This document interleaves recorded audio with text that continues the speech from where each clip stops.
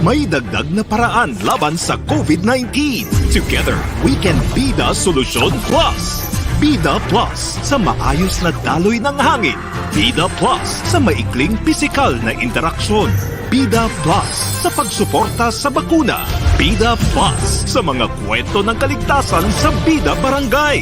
Sa dagdag na pag-iingat, maraming buhay ang maliligtas. Bida Solusyon Plus laban sa COVID-19. Organic acai has very high levels of antioxidants and essential nutrients that help keep your immune system strong. Organic acai premium blend and freeze-dried capsules daily to help increase your resistance against harmful viruses. Keep yourself and your family healthy and protected with Organic.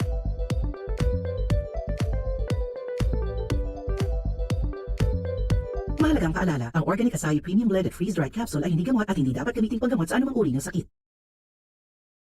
Of all the tough decisions you have to make today, your family's health doesn't have to be one of them.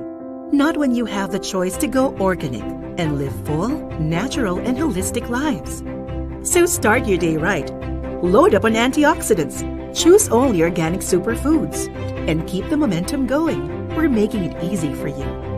Live organic, choose organic. It's easier than you think. Mahalagang paalala, ang Organic Acai Premium Blended Freeze-Dried Capsule ay hindi gamot at hindi dapat gamitin paggamot sa anumang uri ng sakit.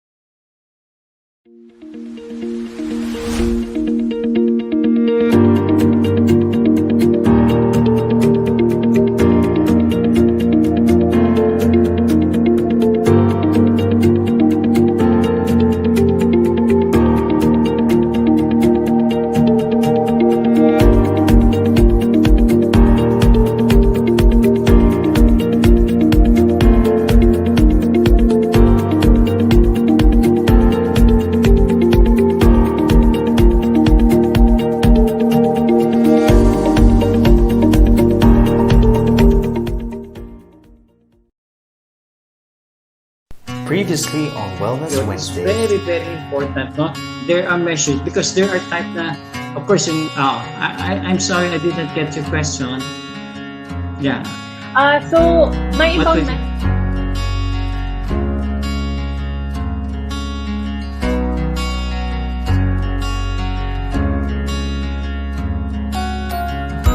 Wellness Wednesdays with Organic.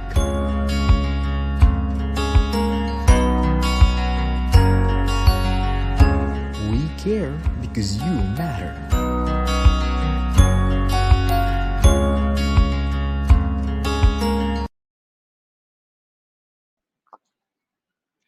Hi, good afternoon, and welcome to Wellness Wednesday this week. So for this week's game, I just wanted to pull it up over here. We have something a bit different.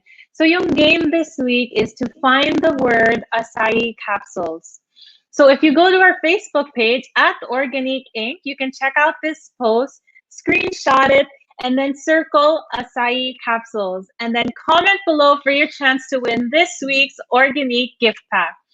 So that being said, let's dive into this week's episode. So alam mo ba that ang lalaki ay twice as prone to cardiovascular disease than women?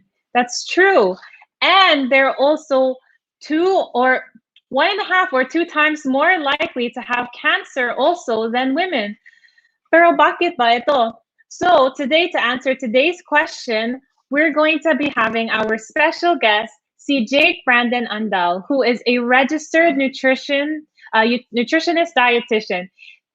Jake here is also a board member and public relations officer of the Philippine Society of Nutritionist Dietitians. So that's PSND, as well as Masters in Applied Nutrition and Biochemistry from the University of the Philippines, Los Baños. So welcome, Jake. Magandang hapon po sa inyong lahat, sa ating mga tagapanood. Hi, Jake. Magandang hapon po. Kumusta? Naku, mabuting-mabuti naman po. Ine-enjoy po natin ang maulang panahon ngayon, no? Nakakamiss pala. Nakailang buwan tayong napakainit. Ngayon naman ay makulimlim at napakalamig. Exactly. So, Jake, it's nice to hear that you're doing very well. And the weather is kind of a bit, cold sometimes and sometimes a bit hot. But that's why it's very important for us to be monitoring our health and our immune system to know that no matter the weather, we can always stay safe and stay healthy. So, Jake, can you explain to us, first of all and overall, why do men have so many problems with their health compared to women? Tama yan, ano? May mga ilang sakit na kung saan mas mataas ang tsansa na magkaroon ng mga lalaki kumpara sa mga babae. Kung makikita lang natin, no, may mga common diseases na mas prevalent sa mga lalaki. Tulad, for example, kung pwede natin ipakita, unang-una yung heart disease. Tama po kayo, Ma'am Luisa, no? Mas malaki po ang tsansa ng mga lalaki na magkaroon ng sakit sa puso kumpara sa mga babae. In fact, according po sa CDC sa United States, isa sa bawat 4 na lalaki ay mayroong sakit sa puso. Maaaring ito ay pambabara sa mga ugat o kaya naman talagang mas mataas na tsansa ng heart attack. Kung titingnan din natin ang datos, mas maagang nagkakaroon ng sakit sa puso o atake sa puso ang mga lalaki kumpara sa mga babae. Sa United States po, around 65 ang mean age na kung saan nagkakaroon ng pag-atake sa puso ang mga lalaki, ngunit sa mga babae naman, around 75. So nakita talaga natin na mas malaki ang tsansa na magkaroon ng sakit sa puso o pag-atake sa puso ang mga lalaki. Pangalawa naman ay lung cancer, no? So ang lung cancer, madami itong iba't ibang mga causes. Maaring paninigarilyo o exposure sa mga pollutants. Pero kung aaralin natin ang datos sa buong mundo, nakikita natin na katulad ng sakit sa puso, mas madaming lalaki ang may lung cancer kumpara sa mga babae, no? Maaring dahil mas madaming lalaki ang naninigarilyo or may mga occupations kasi o mga trabaho na kung saan mas exposed ang mga lalaki sa pollutants, no? Talagang yun naman talaga ang malaki ang correlation sa lung cancer eh. Pangatlo naman, Parkinson's disease, no? Nakikita natin na kung ikaw ay lalaki, sa pagtanda natin, mas malaki yung tsansa mo na magkaroon ng Parkinson's disease, no? At yung kaapat, skin cancer. Ang skin cancer hindi natin masyadong napapansin sa Philippines, no? Dahil tayo ay kayumanggi. Tayo ay may melanin sa ating balat na kung saan panlaban sa mga skin cancer. Kaya dapat minamahal natin ang ating kayumangging kulay. Dahil kung ikaw ay mas kayumanggi, mas maliit ang chance mong magkaroon ng skin cancer. Pero kung ikaw ay mapusyaw o medyo maputi, nakikita natin na yung mga lalaking mas exposed sa araw ay mas kakaroon ng malaking chance na magkaroon ng skin cancer. Bakit? Tayo po ay nasa equator, no? Tayo po ay nasa tropical region na kung saan mataas ang pagkakaroon ng ultraviolet rays at kung saan pag ito ay tumama sa ating balat, maaaring magkaroon ng tumor sa mga balat na ito at maaaring maging skin cancer. May mga ilan pa tayong sakit na pwedeng i-discuss, no, tulad ng ALS, no. Ano ba tong ALS? Ito ay ang sakit na ito, inaatake naman ito yung ating nerves at yung ating spine.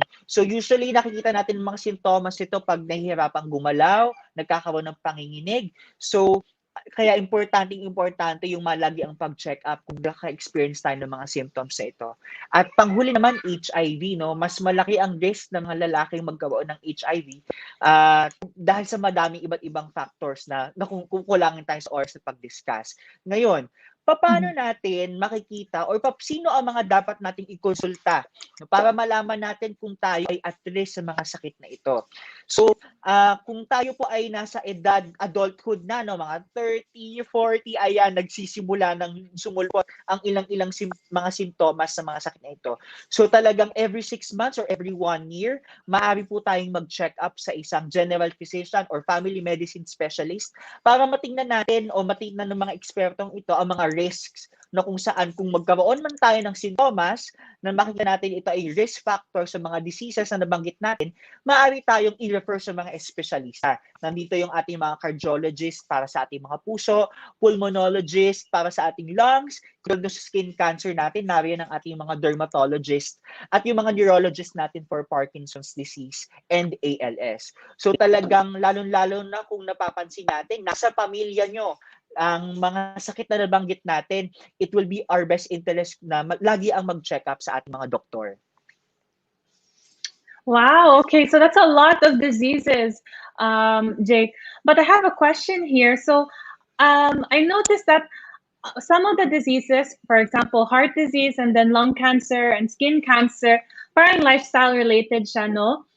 Especially heart disease. Pero yung Parkinson's and then yung ALS and maybe HIV or maybe HIV is lifestyle. Ano ba yung cause sa ibang diseases? So yung Parkinson's kasi at ALS, sa totoo lang po kung titingnan natin ng medisina, hindi pa natin alam ang totoong mga causes. So talagang inaalam pa ng ating mga medical scientists kung ano ba talaga ang nagko-cause ng Parkinson's disease. Ang nalalaman lang natin ngayon ay ano yung mga risk factors. Ano yung mga factors na kung saan kung na-experience ng isang individual ay mas mataas na chance ang magkaroon ng ALS at Parkinson's. At kasama sa mga risk factors na nakikita natin sa pag-aaral ng mga datos ay ang mga lalaki. Ang mga lalaki ay may mas malaking chance ang magkaroon ng Parkinson's disease at ALS. So kung kayo po ay sa pamilya nyo nagkaroon ng tito, lolo, kapatid na nagkaroon ng Parkinson's at ikaw ay lalaki rin, mas malaki yung chance na magkaroon ka ng mga sakit na ito. So talagang malagi ang magpa-check up. Wow, okay. So I noticed that yung mga diseases, no, so you were saying, okay, we're not too sure anong reason for ALS and Parkinson's, just my risk factor. So ang iba, you said that, for example, smoking, more men are smoking, but for heart disease, bakit may heart disease sa men more so than the women? So is it in the diet sa men? Oh, maaari din, no? Maaring din nasa diet dahil ang mga lalaki mas less health conscious sa mga babae. So ang kung titingnan natin ang lifestyle behaviors ng mga babae, mas more likely kumain ng prutas at gulay ang mga kababaihan kumpara sa mga kalalakihan. Dahil ang kalusugan ay nasa hindi priority ng mga kalalakihan o ng karamihan sa mga kalalakihan. Ito ay base sa mga pag-aaral na nakikita natin sa mga lifestyle at uri ng pagkain. So maaaring ito yung isa sa mga rason. Pero sa ngayon nakikita natin maaaring siguro sa mga cellula, iba't iba ang mga na-experience na stressors ng cellula ng mga lalaki sa babae at yung mga stressors ng cellula na ito ang maaaring magdulot ng mga sakit. So mamaya mapag-uusapan natin ano yung pwede natin gawin para maiwasan magkaroon ng mga sakit na nabanggit natin. So hindi siya stereotype that women are more health conscious than men. Totoo siya talaga na men are just less health conscious than women. So Jake, as a male R&D, what's the reason for men being less health conscious than women? Siguro kung titingnan natin sa majority ng mga Pilipino, no, ang dynamic kasi ng ating pamilya ang mga lalaki ang kadalasan na nagpo-provide para sa ating pamilya, no. So usually ang nasa priority nila ay providing for the family and not necessarily looking for oneself, no. Ganun din naman tayo mga Pilipino, mas iniisip natin ng kapakanan ng ating mga kapamilya kumpara sa mga sarili natin. So maaring itong mga ito, no, yung ilan sa mga factors. Pero nakita naman natin na may mga pagbabago naman sa konteksto ng ating environment ngayon, no? Mas madami ng lalaki ngayon ang health conscious din at mas madami na ring mga lalaki ang nag-engage sa mga wellness activities, no? Kung titingnan din natin yung mga datos. Yes, I think that's generational thing. Parang generation, no? People are becoming more health conscious nowadays. kasi there's a big rise of lifestyle-related diseases at saka yung pandemic is really making people health conscious.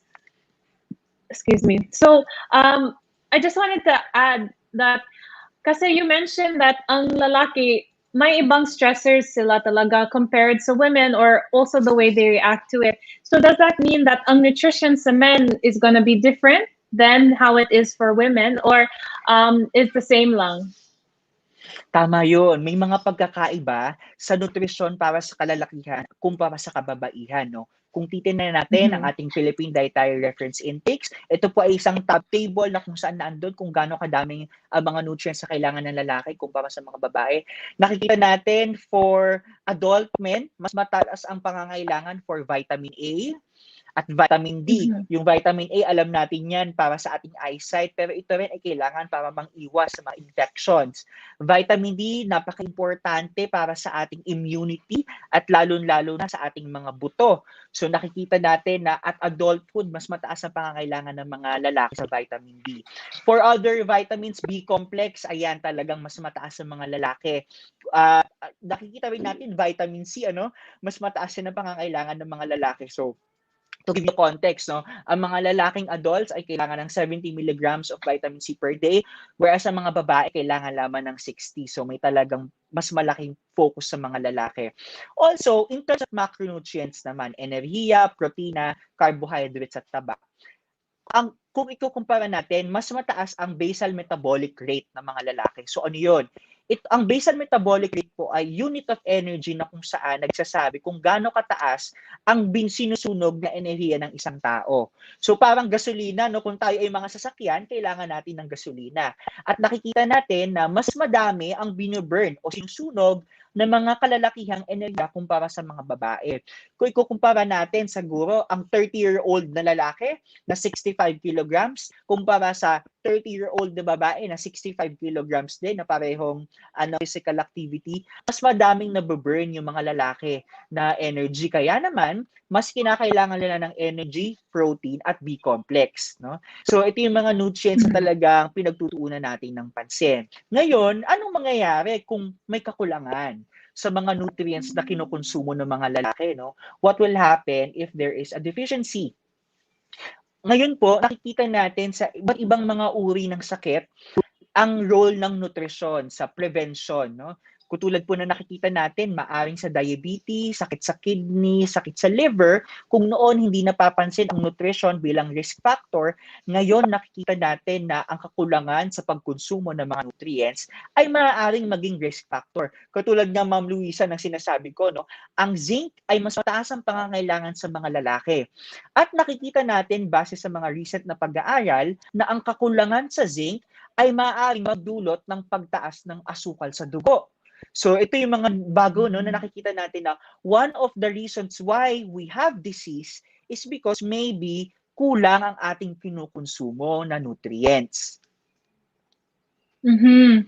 Okay, so Jake, I'm trying to understand kung yung requirements ba sa lalaki is overall may increase kasi parang lahat ng nutrients ang mention mo is increased needs, or does it mean that may change percentage? So for example, ang lalaki dapat more protein than carbs compared to women, or more protein and more carbs compared to women?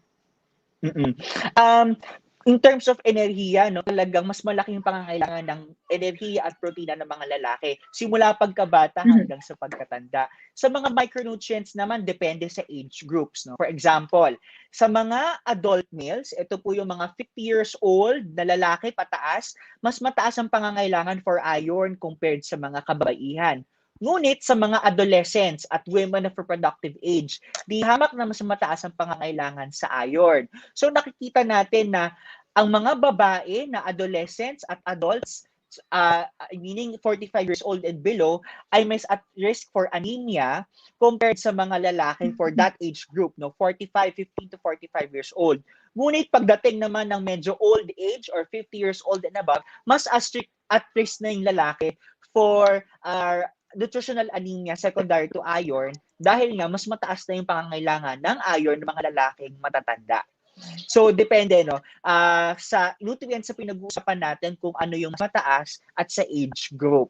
Pero in reality, tama yun, Ma'am Luisa, no? Kung titingnan natin, in retrospect, talagang mas madaming pangangailangan sa nutrients ang mga lalaki kumpara sa mga babae. So, Jake, where do I find all of my nutritional requirements for my age group and for my sex? So, maaari kayong kumonsulta sa inyong mga doktor at dietitian at alamin natin yung Philippine Dietary Reference Intakes, no? Huwag tayong masyadong ma-overwhelm dahil ito ay medyo in numbers, no? 10 milligrams, 20 milligrams, etc., etc. Pero nakikita po natin kung maayos ang pagkonsumo ng carbohydrates, kung tama ang pagkonsumo ng protina, kung palagi ang kumakain ng prutas at gulay, mas daling i-achieve ang pagkasapat sa mga nutrients na ito, no? So para malaman kung ikaw ba ay kumakain ng tama o hindi, pwede kayong kumonsulta sa inyong mga doktor o dietitian para ma-estimate natin kung ano yung mga supplements na pwede sa inyo, depende sa kakulangan sa inyong pagkonsumo.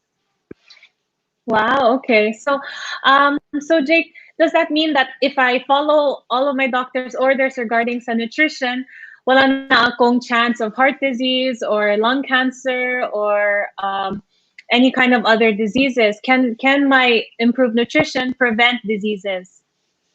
Buti na lang binanggit mo, Ma'am Luisa, no? Dahil ang nutrisyon ay lifestyle, ay modifiable factors lamang. Maraming dapat po natin isipin na kaya tayo nagkakasakit ay may dalawang factors, main factors, non-modifiable at saka modifiable. Ang non-modifiable factors ay genes, no? Talagang example, kung ang nanay at tatay mo ay talagang diabetic, talagang maipapamana sa'yo ang genes na magsasabi na maaring ikaw ay maging diabetic din. So pag non-modifiable factors such as genes, wala tayong magagawa. So talagang at risk ka. Pero yung modifiable factors, kasama yung nutrition ay lifestyle, ito yung mga bagay na pwede nating baguhin sa ating mga buhay, sa ating pagkonsumo ng tama, sa ating pag-exercise, para patuluyan pang mababa yung risk ng mga pagkakaroon ng sakit, no? Kasi kung iisipin natin, alam natin meron tayong dalawang factors, modifiable at non-modifiable. Pero kung yung modifiable factors tulad ng tamang pagkonsumo ng pagkain at saka exercise ay hindi rin natin pinagtutuunan ng pansin, mas malaki yung magiging risk mo sa mga sakit, no? At kung ikaw naman ay talagang at risk na kung yung nanay mo ay may history ng Parkinson's disease, yung tatay mo ay may history din, ibig sabihin talagang at risk ka na magkaroon ng Parkinson's, ang maaring pwede mong gawin ay pagtuunan ng pansin yung mga modifiable factors. Ano yung mga pwede kong baguhin sa aking kalusugan para maiwasan yung pagkakaroon ng sakit? At palagiin po natin nire-remind ang ating mga tagapanood, ito po ay yung tamang pagkonsumo ng pagkain, pag-eehersisyo at pag-iwas sa stress. So, Jake, if that means that, okay, for example, like you were saying that it does decrease, no? Pero may non-modifiable factors pa rin yung genetics. Does that mean that majority, if I have a perfect diet, kung lalaki ba ako, if I have a perfect diet, majority, and then 10% lang ako sa cardiovascular disease, or ano ba yung percentage, yung chances for me to improve my health and to prevent diseases? Ito yung kadalasang mga limitasyon kasi ng ating mga pag-aaral ngayon, no? Hindi pa natin talagang ma-quantify gaano ba talaga yung percentage ng risk na isang tao sa mga disease. Ang nakikita lang natin ay kumbaga parang mga snapshots of bakit pwedeng magkaroon ng sakit ng isang tao. So, kung titingnan natin, no, talagang siguro nakikita natin yung primary care, kung yung pag-iwas talaga sa mga sakit, pagkain ng tama, pag-exercise, at palagi ang pagkonsulta sa mga doktor, ito talaga yung makapagpababa ng risk natin sa mga sakit. Dahil ito yung mga modifiable factors na pwede nating baguhin sa ating lifestyle, no? At kung to answer your question, talagang mahirap talaga i-quantify. For example, ako, gaano ba ang percentage ng aking risk for heart disease kung babaguhin ko ang aking diet? Ito yung mga limitasyon ng ating research, pero nakikita natin na may reduction, no? May mga reduction na maaari, may mga reduction sa mga sakit kung may babaguhin tayo sa ating mga lifestyle. Okay, so that means, Jake, that instead of 2 times more chances of getting heart disease than women, maybe Maybe like what? Pwede siguro, pwedeng mapababa natin. Pwedeng tama 'yon. Siguro pwede nating mapababa talaga yung risk for heart disease o mga iba pang sakit Mhm. kung talagang babaguhin natin yung modifiable factors ng ating diet. Pero bear in mind na Mhm.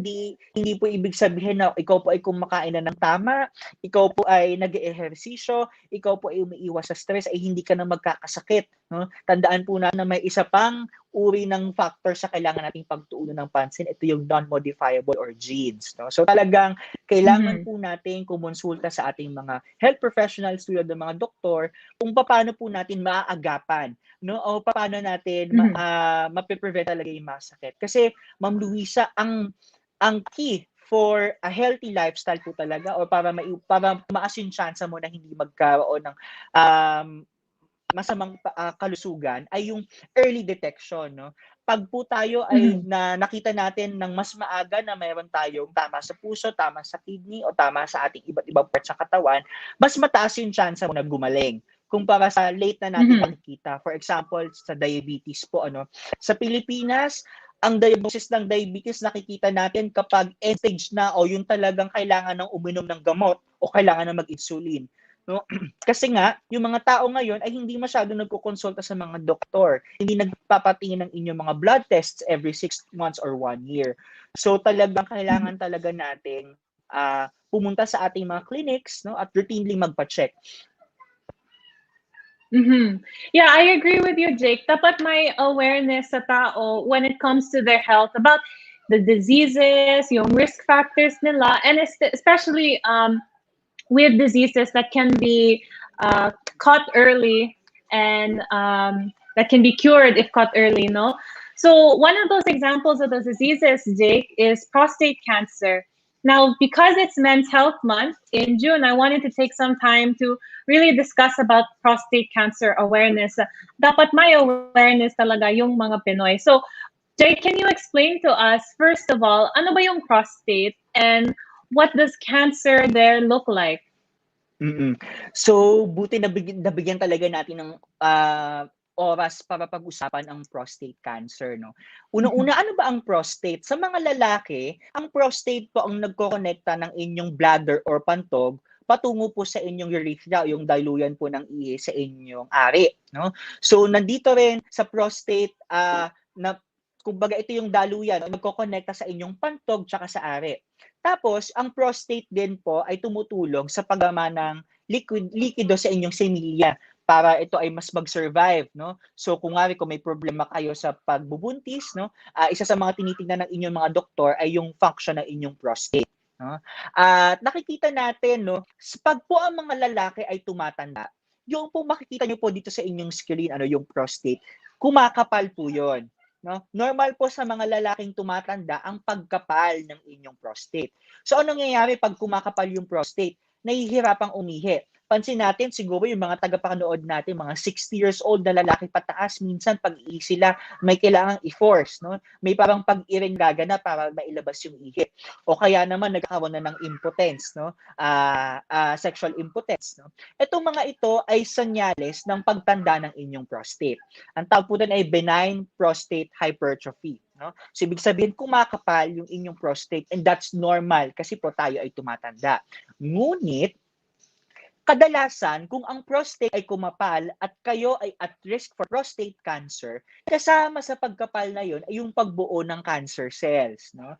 At ang nakakalungkot dito, kung kasama doon sa pagkapal ng inyong prostate ay nagkaroon ng cancer cells o yung malignant na cancer cells, maaaring ito ay kumalat sa ibang parte ng katawan, no? Kaya naman, nakikita natin na kapag ang isang tao ay na-diagnose with prostate cancer at nasa end stage na, nakikita natin na kumalat na rin siya sa iba't ibang mga parte ng katawan. So katalagang sa mga kalalakihan po nanonood natin, isipin po natin na kailangan nating ma-prevent yung pagkakaroon ng prostate cancer sa pamamagitan po ng pag-check up sa inyong mga doktor. Pakita natin yung gaano ba kadami sa Pilipinas ang may prostate cancer, no? Ang prostate cancer po ay kasama sa top 10 na pinakamadaming cancer diagnosis sa Philippines. In fact, kung makikita natin, isa ay top 6, no? Based sa Philippine Cancer Society noong 2015. At nakikita natin na bukod dito, mas nakikita natin yung diagnosis ng prostate cancer sa mga kalalakihang matatanda na. Usually mga 65 years old and older. So kung kayo po ay nasa ganung edad na, no, young at once, no, kung pa tinatawag natin, marahil isa sa mga dapat yung isipin in terms of your kalusugan, matingnan kung ako ba ay meron ng umpisa pagkakaroon ng senyales ng prostate cancer at kailangan ko na bang makonsulta sa inyong mga doktor. No, siguro mapag-uusapan din natin yung paano ba natin na-diagnose, no, yung prostate cancer. Yeah, so I think it's very important to go see your doctor, Jay, kasi if we look at this graph, no, yung prostate cancer, more than half of it results in death. Yes. So before we get to death, Jake, ano ba yung different tests and diagnosis for prostate cancer? Tamang-tama ito. So, sa mga kalalakihan po, for example, nakita nyo, ay, yung aking lolo ay nagkaroon ng prostate cancer, o kaya yung aking kapatid, yung aking tito. Ito yung mga ilan sa mga test na maaring gawin sa inyo ng inyong doktor para matingnan kung kayo po ay mayroon ng umpisa ng prostate cancer.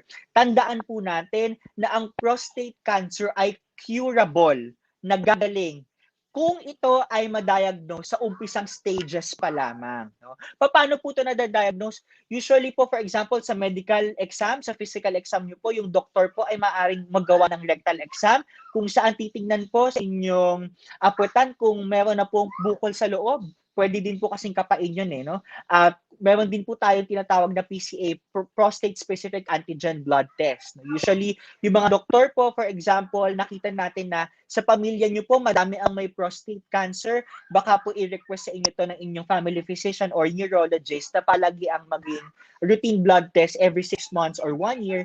Dahil pag po tumaas yung PSA nyo po, ibig sabihin, nag-uumpisa na po, nagkakaroon na ng pag-umpisa sa pag-develop ng cancer cells. At kung maagang ma-diagnose, madaling magamot at madaling mawala. Kung nga rin po sa PSA at sa medical history, nagkaroon po ng pagtaas sa PSA nyo po or nagkaroon po na may nakapapong kaunting-kaunting bukol, dito na po magagawa yung prostate biopsy at MRI. So sa MRI, titingnan natin, meron na ba, sa plaka po ng MRI, meron po bang nakikita doong mga hyperplasia o yung mga hindi ka nais-nais sa pagdami ng mga cells dahil ito po ay pwedeng maging cancer cells. No?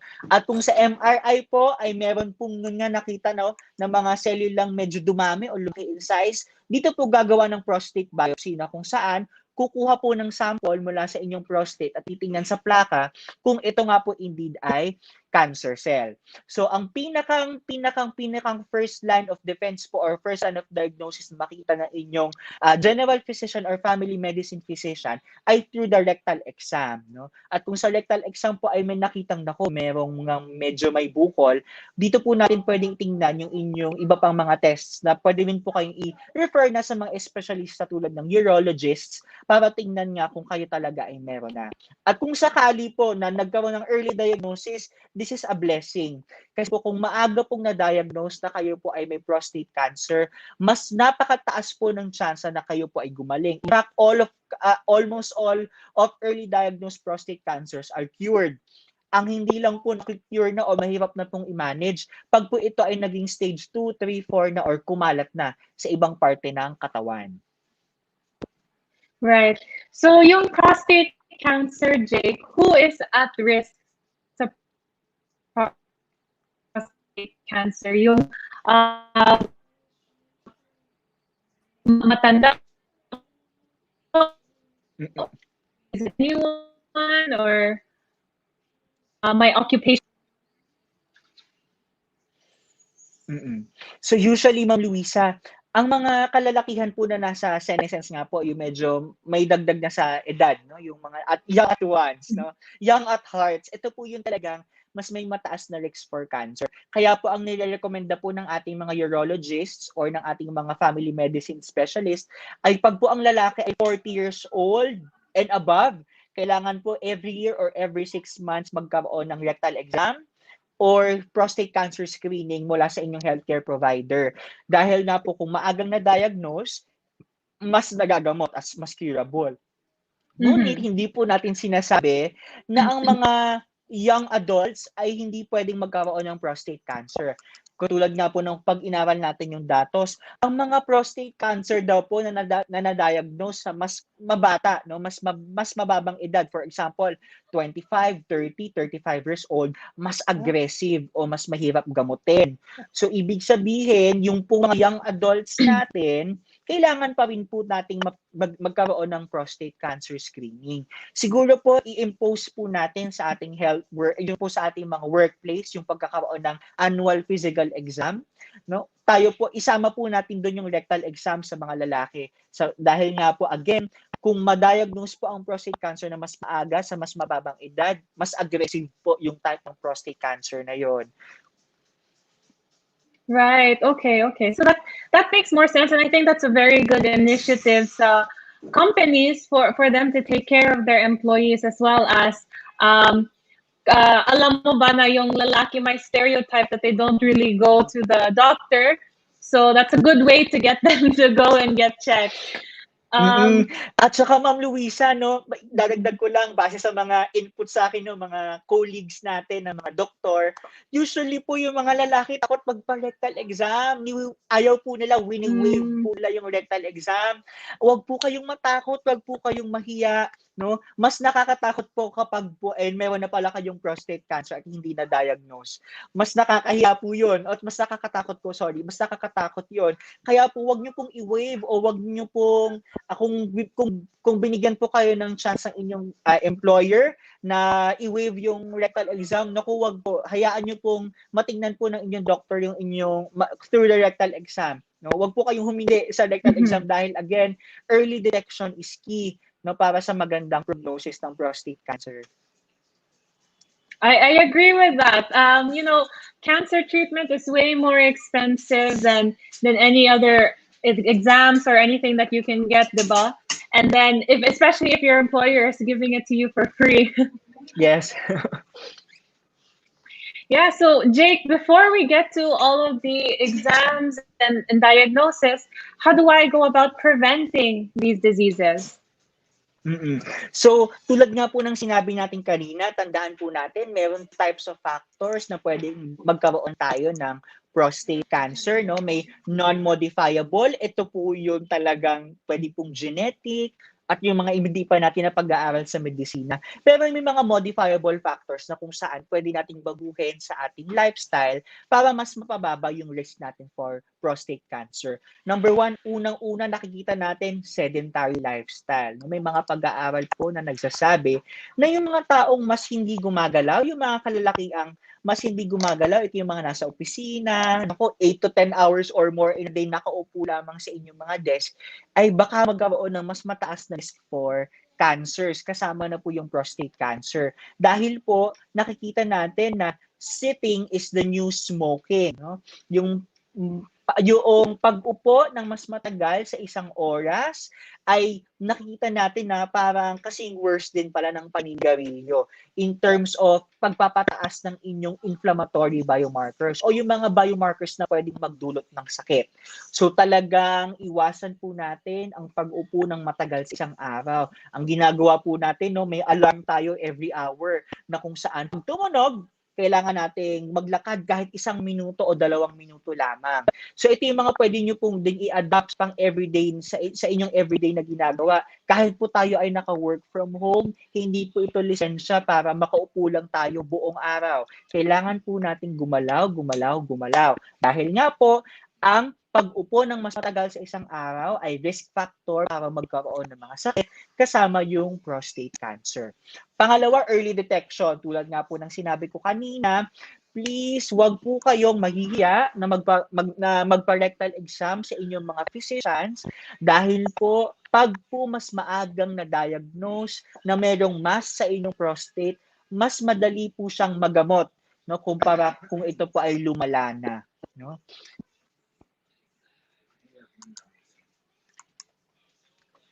At siguro naman, dito napapasok, ano yung mga pwede naman nating gawin in terms of our pagkain? No? Ano yung mga pwede nating mabago sa pagkain natin? So may mga 3 tayong nakikita, no, na mga risk factors or modifiable risk factors na kung saan para mapababa natin ang risk for prostate cancer. unang-una dito yung pagkonsumo ng prutas at gulay. Base po sa pag-aaral ng Food and Nutrition Research Institute natin, nakakalungkot na ang mga kalalakihan ay mas less likely kumain ng gulay. No? Talagang may mga datos po na nakikita tayo na mababa ang pagkonsumo ng mga kalalakihan sa prutas at gulay. So this is actually a medical term tayo dito, fruit and vegetable deficiency. We have to avoid that. Bakit? Yung po mga prutas at mga gulay ay nagbibigay ng antioxidants.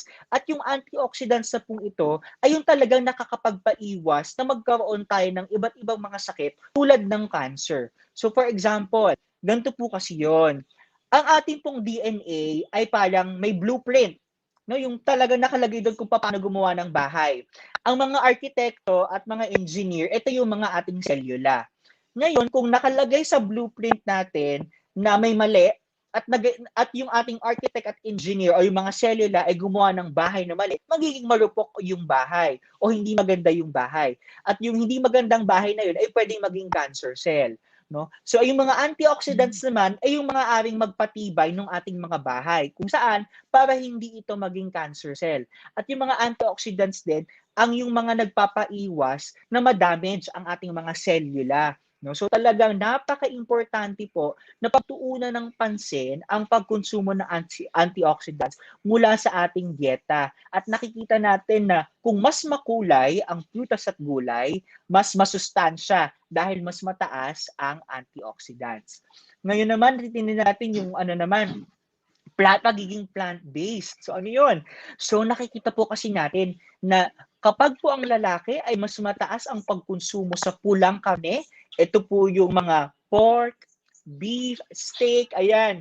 Kung mas mataas po ang pagkonsumo ng inyong red meat, ay maaari po ito maging risk factor na pwede pong magdulot ng prostate cancer. No?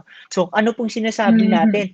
Sa pagtanda po natin, baka po pwede tayong mag-plant-based. No? Ito yung mga protina mula sa vegetables, o yung mga meat replacements mula sa gulay dahil sila yung makakapagpababa ng risk for cancers including prostate. And lastly, dairy consumption. No, ang matlaking pagkonsumo ng dairy ay pwedeng maging risk factor for certain cancers including prostate sa mga kalalakihan. So, in terms of diet, 3 ang maaaring gawin para mapababa ang risk for prostate cancer. Una, kumain ng antioxidants mula sa prutas at gulay. Pangalawa, kumonsumo ng mas madaming gulay na protina kumpara sa pulang karne. At pangatlo, maraming siguro pabawasan ang pagkonsumo ng dairy or gatas mula sa cows or baka para mababa yung risk for prostate cancer. Okay, thank you, Jake. So when I learned from this, it's actually parang my stereotype for men that they really like, manly men, like to eat meat, hindi sila kumain ng gulay or anything like that. But in reality, it really has to be that they have to eat their fruits and vegetables and not only rely on meat-based diets. Yes. At nakakatuwa na mas madami na ngayon choices para maging plant-based, no? Ngayon nga may mga restaurants na tayo na plant-based na yung burgers or plant-based na yung mga pizza, spaghetti. At ito din yung sana magawa natin sa ating mga kusina, no? Wag lang sana puro karne ng hayop ang sineserve natin sa ating hapag. Bigyanin natin yung mga vegetable proteins dahil ito yung mga maaaring magpababa ng risk sa iba't ibang mga sakit tulad ng prostate cancer. That's right. Now, speaking of little dupes there, when it comes to our fake meats, can we also move on to our next segment, which is our wellness facts and myths? Can our audience, Jake, be able to find our dupes if something is a fact ba or myth? So let's move on to the first one. What our audience is gonna do, Jake, here. Yeah, what our audience is gonna do here is they're gonna comment 1 fact or myth. So for our first statement, you always need protein shakes and workout supplements. So, fact ba ito or myth? Comment below 1 fact or myth. Tingnan nga natin kung ano yung mga comments ng ating mga taganood sa Facebook. Totoo po ba na kailangan ng protein shake? Lagi, dapat. Laging kailangan ng protein shake pag tayo ay mag-workout. Nako, nakikita natin from Facebook. Ayan, from Enzo Manyo, fact daw. So, fact ba talaga? Ayan, si Mama Eileen Layosa, facts daw. So, tingnan natin. Ma'am Venus, hello, fact ulit. Ayan, may isang nagsabi ng myth, si Sir Gian Valentona. So ano ba talaga ang sagot? Ang tamang sagot po ay myth, no? Wow! Hindi So po, si Gian and hindi, si Koy. Gian. Yeah, si Gian and Koy Ilaw ang nakatko ng tamang sagot. Bakit? Hindi po kailangan lagi ng protein shake pag tayo po ay nag-workout. Kailangan lang po ng protein shake or kahit anong workout supplement kung merong pagkukulang. Ibig sabihin, hindi sapat ang pagkonsumo sa energy or protein, kaya tayo pwedeng kumuha ng energy and protein from the supplements. Hindi siya palaging kailangan. Kailangan lamang siya kung may pagkukulang sa intake. So, pwede mong i-estimate, no, yung intake sa isang araw at humingi ka ng tulong sa isang fitness or nutrition professional para ma-estimate niya kung tama ba yung pagkonsumo mo at adequate ba para malaman natin kung pwede ba tayong mag-supplements, no, sa pag-workout, kasi hindi siya laging kailangan. Kailangan lang siya kung may pagkukulang. Okay, thank you, Jake. So I think that was a good first start, considering had 2 correct answers over there. Now let's move on to our second statement, which is number 2. Men can get breast cancer too. So fact or myth ba ito? Comment 2. Fact or myth? Tingnan nga natin ang mga sagot. Maaari bang magkaroon ng breast cancers ang mga lalaki? Kasi di ba, Ma'am Luisa, ang akala natin, ang pagtitingnan natin sa TV, no, ang kadalasan nagkakaroon ng breast cancer ay mga babae. Pero maaari kaya magkaroon ng breast cancer ang mga lalaki? Ayan, sabi ni Ma'am Eileen Layosa, myth daw. Sabi naman ni Ma'am Lorraine, ay fact. No? At ano ba ang tamang sagot? Ang tamang sagot po ay fact, no? Actually, men can really get breast cancer then, although hindi siya mas common sa mga lalaki.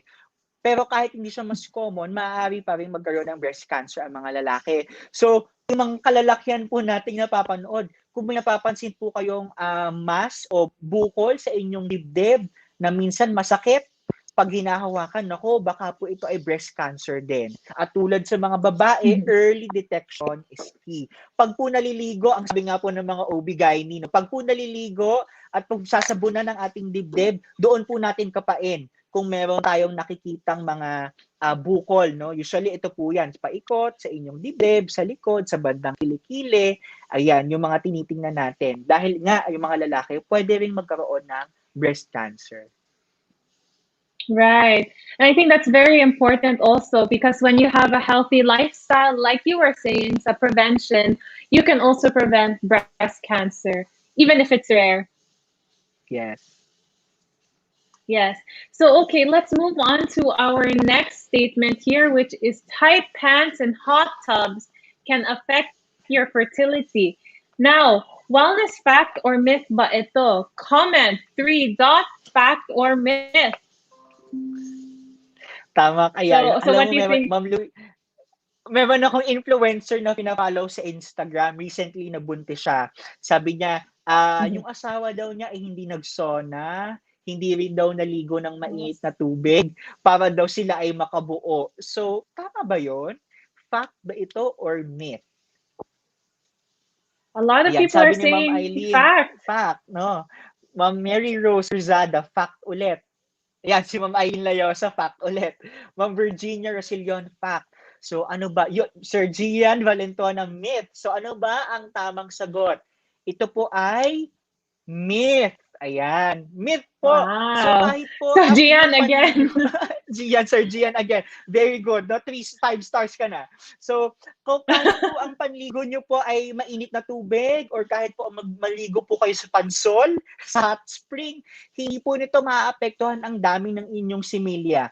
No? So, kung meron po kayong problema sa inyong similya, may mga medical experts po na makakatulong sa inyo tulad ng urologist or fertility specialists at masasabi po nila sa inyo na hindi po risk factor ang tight pants o yung mainit na tubig or hot tub kasi akala nila yung heat from tight pants or hot tubs ay nakakapagpapatay ng inyong similya. Pero po yung ating pong ari sa mga lalaki ay very adaptable to temperatures, no? Kung keso malamig yan or mainit yung kanyang environment, meron siyang ways on how to keep your ari cool, no? So talagang hindi po siya risk factor ng pagbaba ng dami ng similya. I think that's good news for anybody who wants to get pregnant and wants to take saunas and hot tubs. Yes. Okay, so our next statement here is number 4. Prostate cancer can be cured if caught early. So wellness fact or myth? So I think this is a really good test for our audience because I will test to see if they were listening to our discussion on prostate cancer. So tingnan natin. So Jake, do you think they're gonna get it right? Yes. Feeling yes, ko naman, exactly. I hope kung nakinig sila. Ayan, Sir Sanricul Andre, fact. Okay, fact. Tingnan natin. Ay, Bianca Ting Jose, myth daw. Myth ba?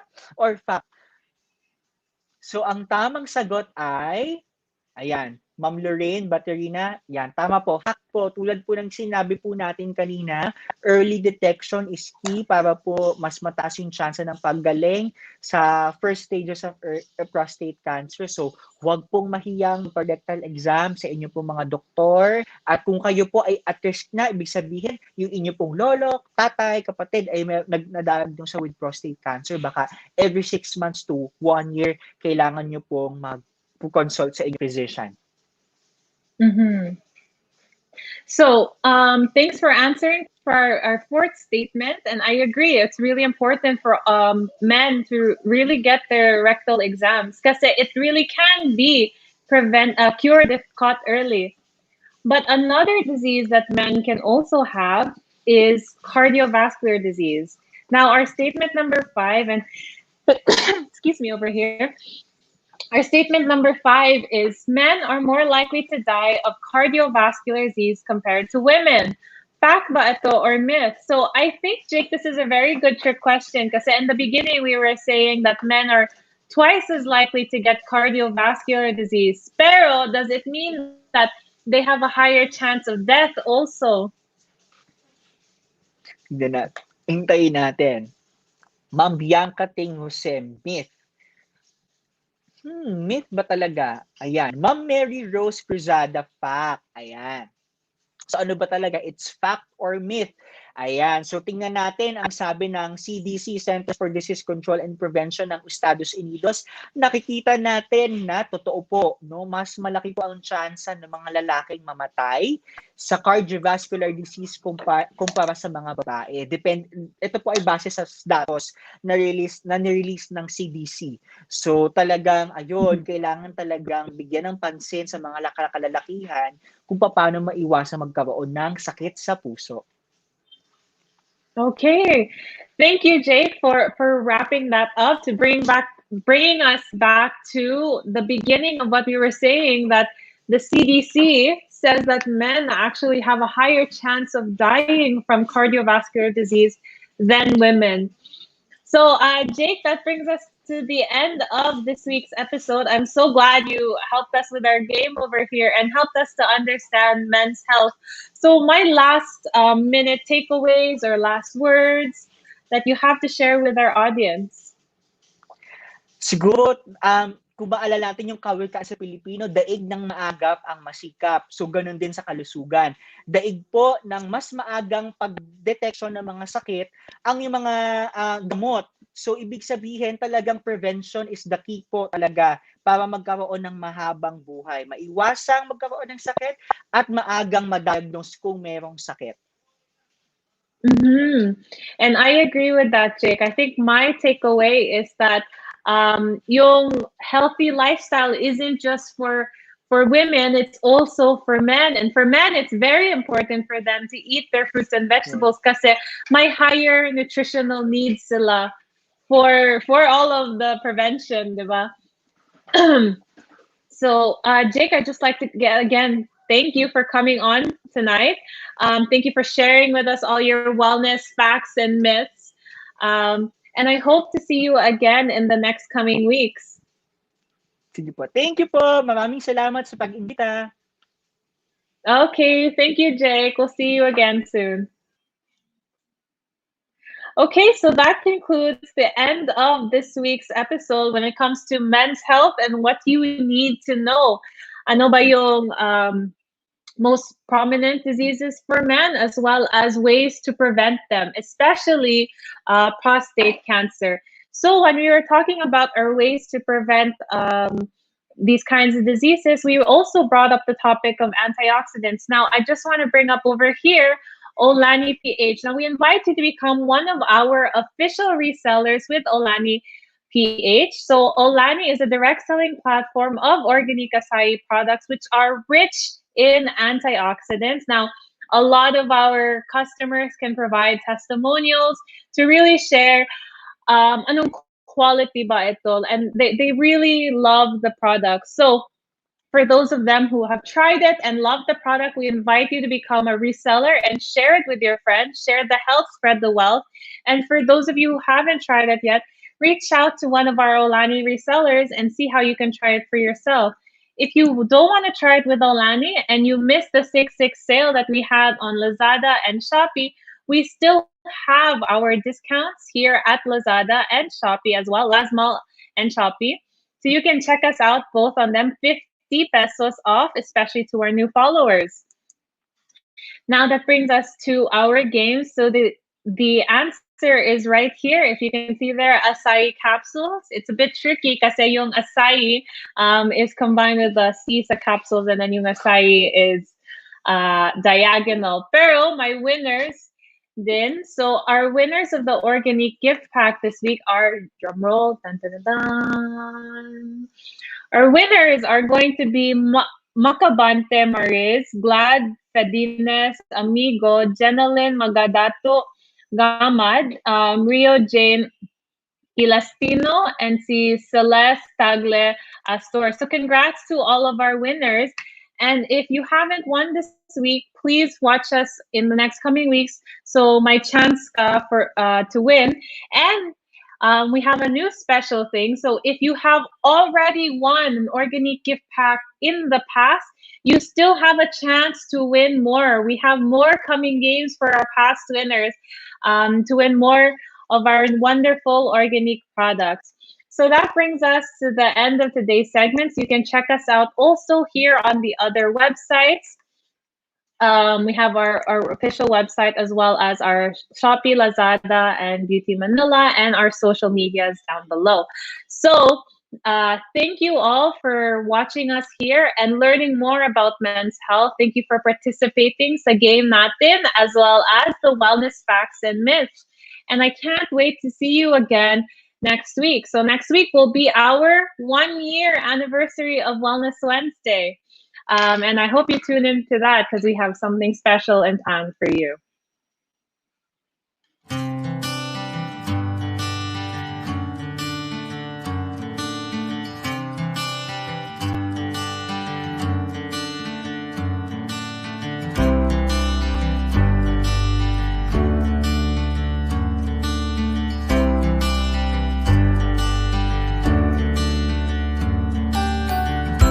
Wellness Wednesdays with Organic.